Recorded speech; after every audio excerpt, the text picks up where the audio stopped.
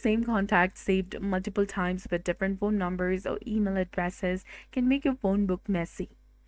Google Contacts has a feature that helps you find and merge these duplicates, keeping your contacts organized. So on a computer, you need to go ahead, open Google account, or directly go to Google Contacts and log into your Google account. Now in the left menu, you will see the option of Merge and Fix, that is in the section of Fix and Manage. Go ahead and tap on that option. Google would automatically look for duplicate contacts. You will see suggested like duplicates found. Click on Merge next to each suggestion or click on Merge All to merge all duplicates at once.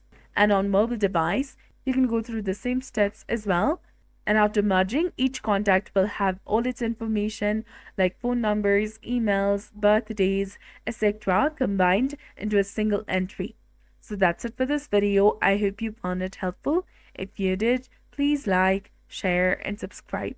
Thanks for watching.